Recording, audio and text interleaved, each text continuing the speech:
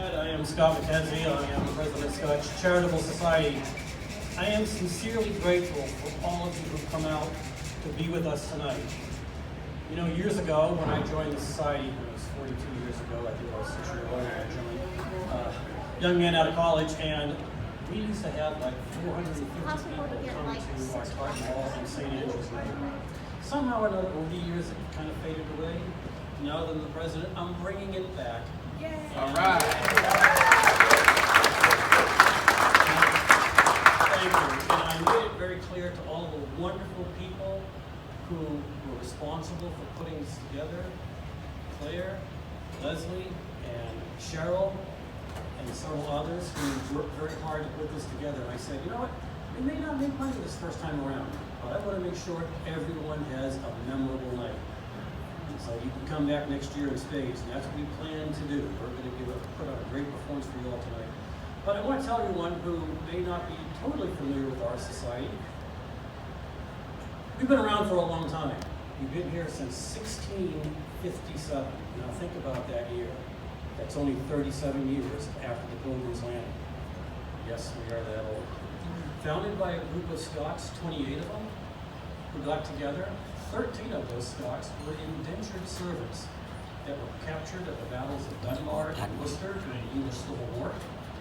And they were imprisoned at the Durham Cathedral in England.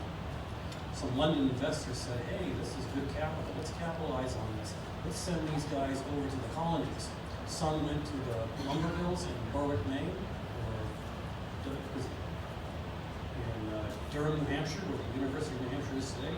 There were windmills that were being powered by Scottish servants.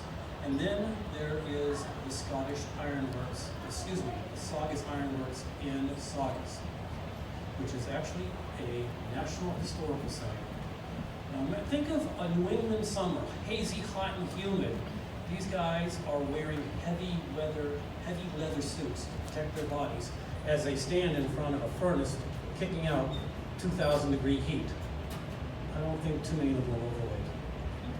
No. They work from can't see in the morning to can't see at night. And they were indentured for 7 years. As they fulfilled their indenturement, they started getting together. And they said, let's pool our money and let's buy out our fellow Scots. So one night in January, they got together at the Green Dragon Tavern in Boston, which is no longer there. And they created an organization basically called the Laws of the Poor Block Society. And it was for the relief of their fellow Scots, because think about it, it was a Puritanistic society. Scots weren't really welcome. But Scots rose in the stature of society. The grandsons of those Scots did amazing things. They fought at the Battle of Lexington, triggering the Revolutionary War. There was 13 people who were descended from those POWs. The famous Monroe Tavern in Lexington, that was owned by the son of one of those indentured Scots. And then the Scots flourished and became very much part of society. So we've got a lot of history behind us, but what we're all about, because I talked to people, I said, have you heard of the Scotch Charitable Society? Yeah, I've heard of Scotch Charitable. Do you know what we do? Crickets. Let me tell you what we do. We are all about scholarship, relief, and culture. You're getting a taste of the cultural event right now. We're going to be putting on other cultural events. But we've given out over $2 million in scholarships to deserving young men and women.